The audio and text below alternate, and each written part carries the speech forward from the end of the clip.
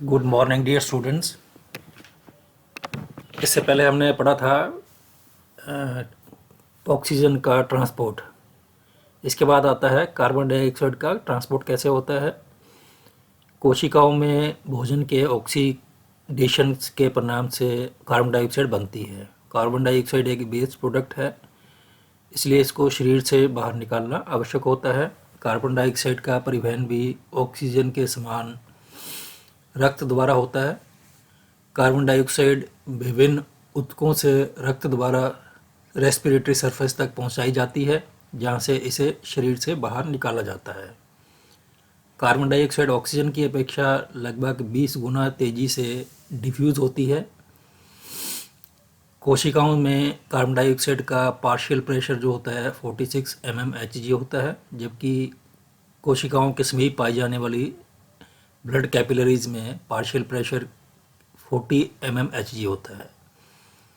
इस प्रकार carbon dioxide के प्रेशर के अंतर से कार्बन डाइऑक्साइड कोशिकाओं से कैपिलरीज में बहने वाले रक्त में आ जाती है। इसे वीनस ब्लड या अशुद्ध रक्त कहते हैं। इस अशुद्ध रक्त में कार्बन डाइऑक्साइड का पार्शियल प्रेशर 46 mmHg होता है। इस प्रकार जो वीनस ब्लड में कार्बन डाइऑक्साइड की कुल मात्रा लगभग 60 ml प्रति 100 ml रक्त में होती है। रक्त द्वारा कार्बन डाइऑक्साइड का जो ट्रांसपोर्ट है अधिक आसानी से होता है, क्योंकि ये ऑक्सीजन की तुलना में 20 गुना अधिक सालुबल या घुलनशील होती है। अतः रक्त की संपूर्ण मात्रा लगभग 5 लीटर के द्वारा प्रति मिनट लगभग 200 से 220 ml कार्बन डाइऑक्साइड ट्रांसफ़र की जाती है।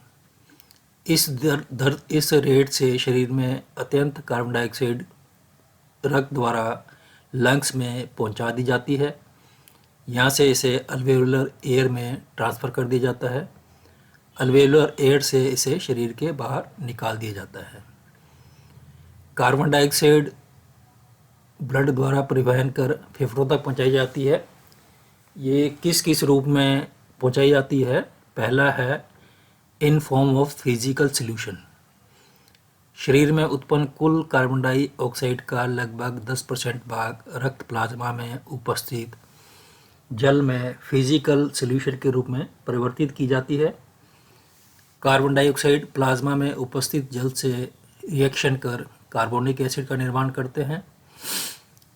रक्त में कार्बोनिक एसिड की मात्रा अधिक होने पर ये हाइड्रोजन आयन और ये कार्बोनेट्स में डिसोसिएट हो जाता है। यदि शरीर में उत्पन्न संपूर्ण कार्बन डाइऑक्साइड का परिवहन कार्बोनिक अम्ल के रूप में किया जाए तो रक्त की पीएच 7.4 से घटकर 4.5 रह जाती है, जिसका अर्थ ये है कि रक्त एसिडिक हो जाएगा। ये स्थिति व्यक्ति के लिए घातक सिद्ध हो सकती है, हार्मफुल हो सकती है।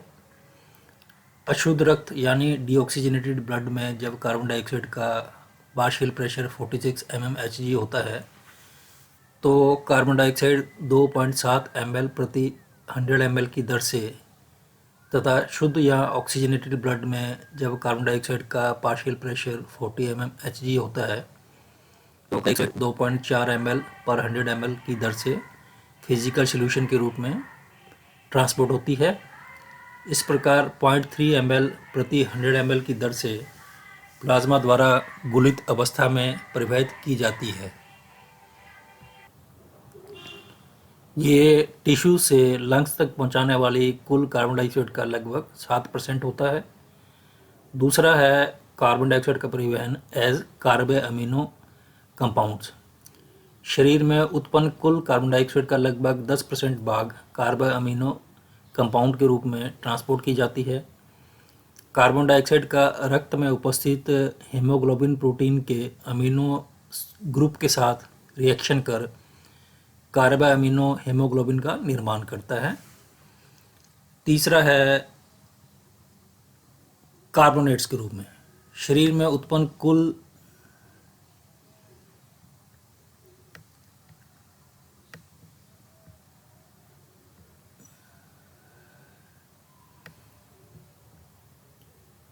कार्बन डाइऑक्साइड का लगभग 80% रक्त में कार्बोनेट्स के रूप बाइकार्बोनेट के रूप में परिवहित की जाती है। ट्रांसपोर्ट की जाती है।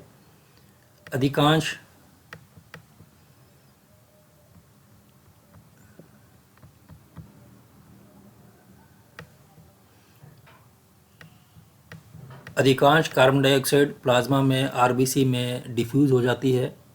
ये कार्बन डाइऑक्साइड आरबीसी में उपस्थित जल के साथ रिएक्शन करके कार्बोनिक एसिड बनाती है। आरबीसी में कार्बोनिक एनहाइड्रेज एंजाइम पाया जाता है जो कार्बोनिक एसिड के निर्माण की दर को प्लाज्मा की अपेक्षा लगभग 5000 गुना बढ़ा देता है। इस प्रकार लगभग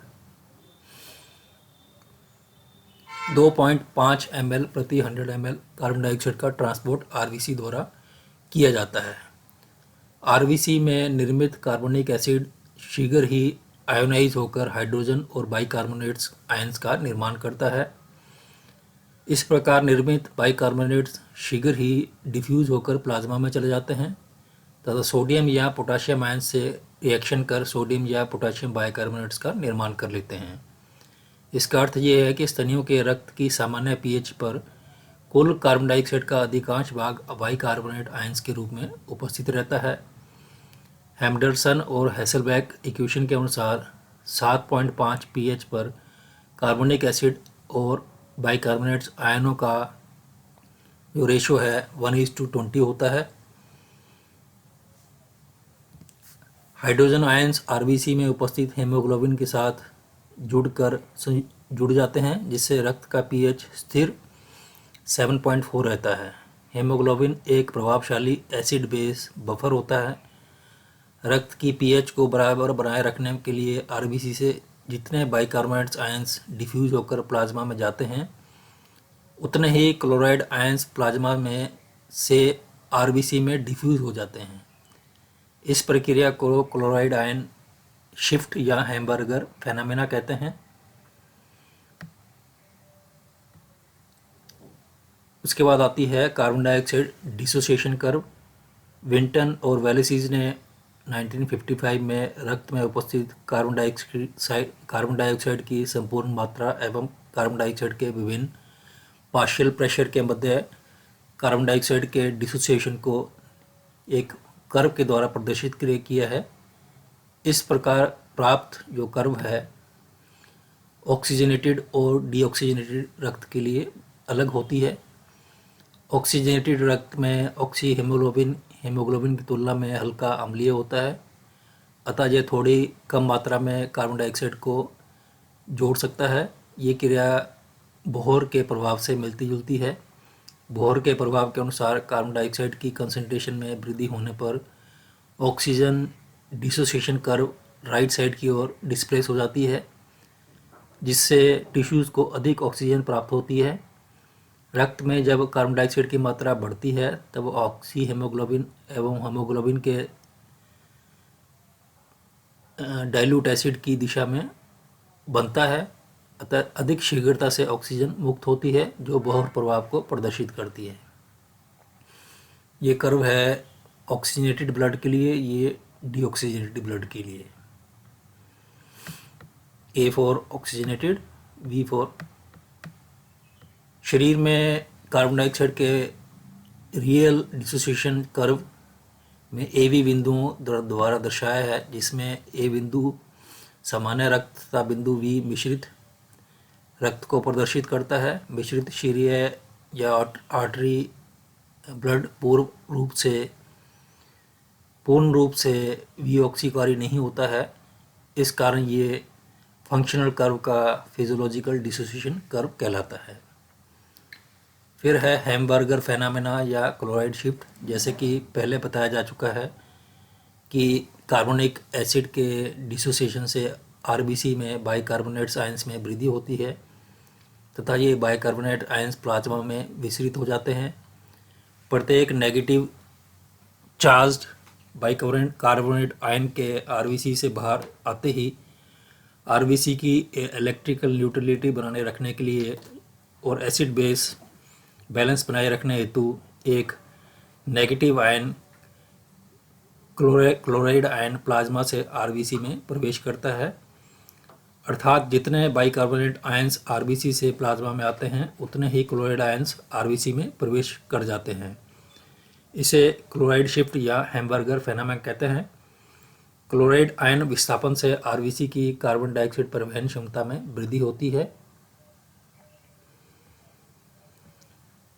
इसके बाद आता है release of carbon dioxide at the respiratory surface. रक्त द्वारा carbon dioxide, carbonic acid, carbamino compounds और बाइकार्बोनेट्स के रूप में फेफड़ों तक लाई जाती है। लंग्स के अंदर पल्मोनरी कैपिलरीज में अल्वेओली में उपस्थित वायु की अपेक्षा कार्बन डाइऑक्साइड का पार्शियल प्रेशर अधिक होने के कारण कार्बन डाइऑक्साइड रक्त से लंग्स की अल्वेओली में विसरित हो जाती है। इस दौरान ये वाले रिएक्शंस होते हैं। कार्बोनिक एसिड कन्वर्ट हो जाता है कार्बोनिक एनहाइड्रेज एंजाइम की उपस्थिति में वाटर और कार्बन डाइऑक्साइड में, सोडियम का बाइकार्बोनेट सोडियम और बाइकार्बोनेट में, और ये या फिर सोडियम बाइकार्बोनेट कन्वर्ट हो जाता है carbon dioxide plus water plus ये सोडियम कार्बोनेट में, और ये कार्बोअमीनो हेमोग्लोबिन कन्वर्ट हो जाता है हेमोग्लोबिन और कार्बन डाइऑक्साइड में। इस प्रकार रेस्पिरेटरी सरफेस पर उपलब्ध ऑक्सीजन के साथ हेमोग्लोबिन संयोजित होकर ऑक्सी हेमोग्लोबिन का निर्माण करता है, जो एक तीव्र अम्ल की भांति व्यवहार करता है, जो सोडियम या पोटेशियम बाइकार्बोनेट से क्रिया कर कार्बोनिक अम्ल बनाता है। ये कार्बोनिक अम्ल कार्बोनिक एनहाइड्रेज एंजाइम की उपस्थिति के कारण डिसोसिएट होकर जल व कार्बन डाइऑक्साइड का निर्माण करता है। ये कार्बन डाइऑक्साइड रक्त से कोशिकाओं की वायु से में विसरित हो जाती है। इस क्रिया को हेल्डेन इफेक्ट कहते हैं।